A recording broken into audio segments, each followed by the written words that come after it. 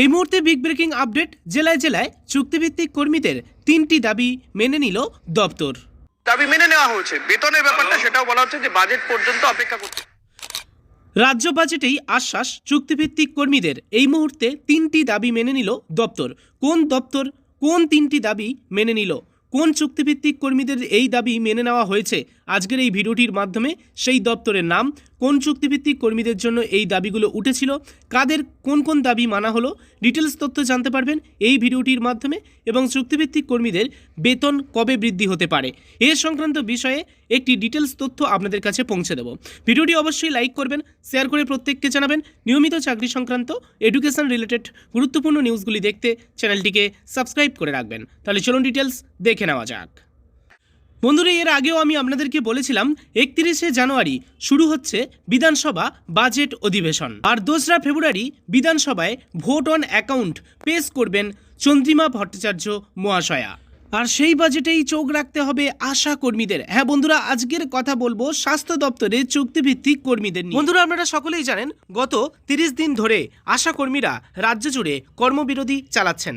তারই মধ্যে প্রায় 5 দিন আগে স্বাস্থ্য দপ্তরের সামনে কলকাতার রাজপথে আশা কর্মীরা তাদের বিভিন্ন দাবি দাবা নিয়ে আন্দোলনে নামেন, এবং সেই আন্দোলনের পরে আশা কর্মীর 5 সদস্যকে ডাকা হয় স্বাস্থ্য দপ্তরের মধ্যে, এবং স্বাস্থ্য দপ্তরের কর্মকর্তাদের সাথে আশা কর্মীর 5 সদস্যের বৈঠক হয়।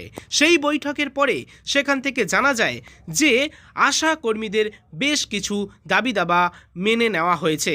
যেমন তাদের বকেয়া টাকা, যে টাকা তারা এখনো পায়নি, তারা কাজ করার পরে যে টাকা তাদের এখনো পর্যন্ত বাকি আছে সরকারের কাছে, সেই টাকা নাকি অলরেডি জেলায় জেলায় পাঠিয়ে দেওয়া হয়েছে। এই মুহূর্তে বিগ ব্রেকিং আপডেট যে আশা কর্মীদের বকেয়া টাকা এই মুহূর্তে কিন্তু পাঠিয়ে দেওয়া হয়েছে, তারা সময় মতো সেই বকেয়া টাকা পেয়ে যাবে। ওকে, এছাড়া মাতৃত্বকালীন যে ছুটি সেই দাবিও মেনে নেওয়া হয়েছে। এছাড়া কর্তব্যরত অবস্থায় যদি মারা যায় কোনো আশাকর্মী, সেই আশাকর্মীর পরিবারকে 5 লক্ষ টাকা দেওয়া হবে। এমন বেশ কিছু দাবি মেনে নেওয়া হয়েছে। অর্থাৎ 1 নম্বর যে দাবি সেটা হলো তাদের পরিবারের 5 লক্ষ টাকা দেওয়া হবে যদি কোনো আশাকর্মী কর্তব্যরত অবস্থায় মারা যান। এটা হলো 1 নম্বর দাবি। পরবর্তী 2 নম্বর যে দাবিটা ছিল সেটা হলো তাদের বকেয়া যে টাকা, সেই টাকা যেন তারা সময় মতো পেয়ে যায়, বা তাদের টাকা যেন তাড়াতাড়ি মিটিয়ে দেওয়া হয়। সেটাও অলরেডি কিন্তু পাঠানো হয়ে গিয়েছে, অর্থাৎ 2 নম্বর দাবিও মেনে নেওয়া হয়েছে। এছাড়া মেটারনিটি লিভ অর্থাৎ মাতৃত্বকালীন ছুটি, সেই ছুটির দাবিও 3 নম্বর দাবিও মেনে নেওয়া হয়েছে। এমনভাবে চুক্তিভিত্তিক অর্থাৎ স্বাস্থ্য দপ্তরের চুক্তিভিত্তিক আশাকর্মীদের 3টি দাবি ইতিমধ্যে মেনে নেওয়া হয়েছে। কিন্তু তাদের 15,000 টাকা এই যে বেতনের দাবিটা উঠেছিল, সেই দাবি কি আদৌ মানা হয়েছে? এই মুহূর্তে যেটা জানা যাচ্ছে যে 15,000 টাকা তাদের বেতনের যে দাবিটা আছে সেটা সরকার হয়তো বা স্বাস্থ্য দপ্তর হয়তো ভেবেচিন্তে দেখছে।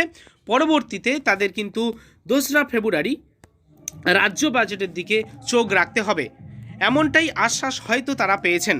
এই মুহূর্তে সূত্র মারফত যে খবর উঠে আসছে, বা আশা কর্মীদের 5 সদস্য যে আপডেটটা দিয়েছে সেই আপডেট অনুযায়ী জানা যাচ্ছে তাদের 3টি দাবি মেনে নেওয়া হলেও তাদের কিন্তু বেতন বৃদ্ধির দাবি সরাসরিভাবে এখনও মেনে নেওয়া হয়নি।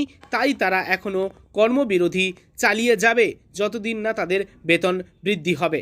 কিন্তু এই মুহূর্তে পাওয়া আপডেট অনুযায়ী 2রা ফেব্রুয়ারি রাজ্য বাজেটে আশ্বাস বা ভরসা রাখতে হবে তাদের, সেই দিকে কিন্তু নজর রাখতে হবে। আপনাদের কি মনে হয় 2রা ফেব্রুয়ারি আপনাদের কি বেতন বাড়বে?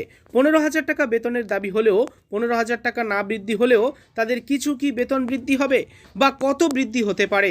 কমেন্ট বক্সে অবশ্যই কমেন্ট করে তা জানাতে পারেন।